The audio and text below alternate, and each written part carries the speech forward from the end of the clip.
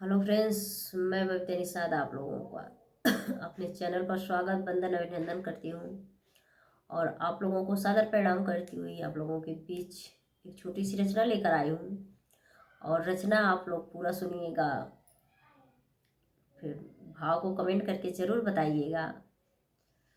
तो ये रही हमारी रचना। और सुनाने से पहले हम आप लोगों से निवेदन करते हैं कि हम लोग हमारा भी सपोर्ट कीजिएगा और हमारे हिस्से का प्यार दुलार आप लोग बरसाते रहिएगा। और कैसा भाव रहा ये कमेंट करके ज़रूर बताना प्लीज। तो मोर बला मुआ मिलल बहड़ा मुँह फूकना ये साखी। मोर बला मुआ मिलल बड़ा मुँह फूकना ये साखी।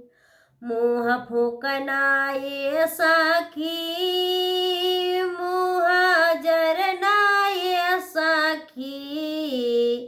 मोर बला मुआ मिलल बड़ा मुँह फूकना ये साखी।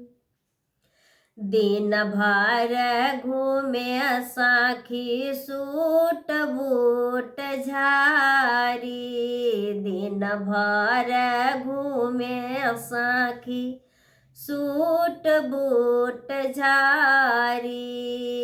साझवा के पिए न साखी माहुआ के पानी।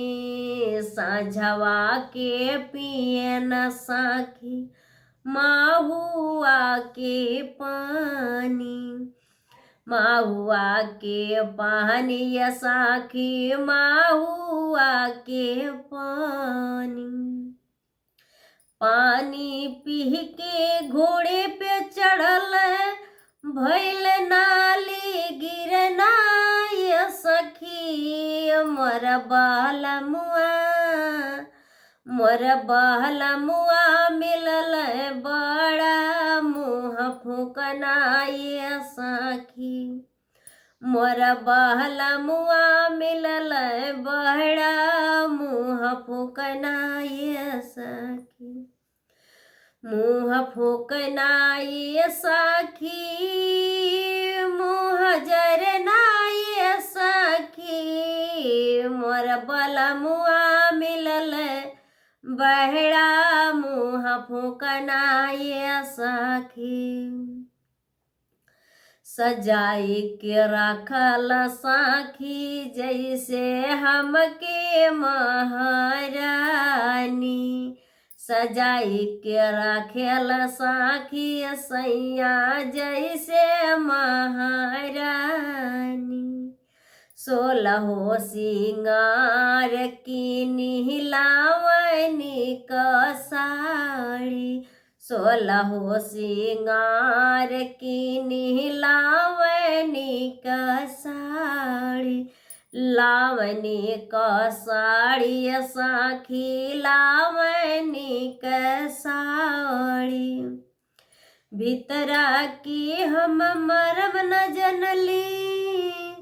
भीतरा की हम मरम न जलनी। रहल भौजी रखना ये सखी। मोर बला मुआ मिलल बहड़ा मुँह फूकना ये सखी। मोर बला मुआ मिलल बहड़ा मुँह फूकना ये सखी। मुँह फूकना ये सखी, मुँह जरना ये सखी। मोर बला मुआ मिलल बहड़ा माटी लगना ये सखी। केहू के देख कही के बोहलावे हमके रानी। केहू के देख कही के बोहलावे हमके रानी।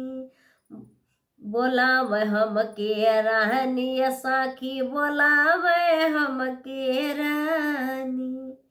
अरे पावैया केहला साखी मरियो उतार ले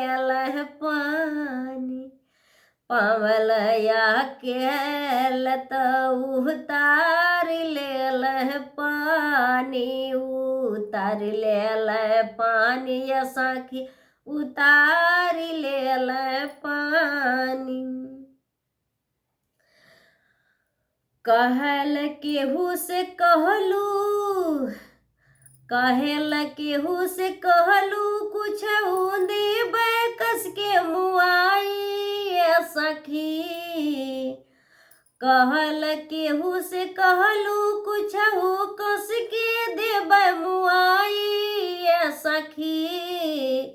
मोर बहल मुआ मिलल बहड़ मुँह फुकनाई सखी। मोर बल मुआ मिलल बहड़ा मुँह फुकनाई सखी। मुँह फुकनाई सखी माटी लगनाई सखी। मोर बल मुआ मिलल बहड़ मुँह जरनाई सखी। मोर बल मुआ मिलल बहड़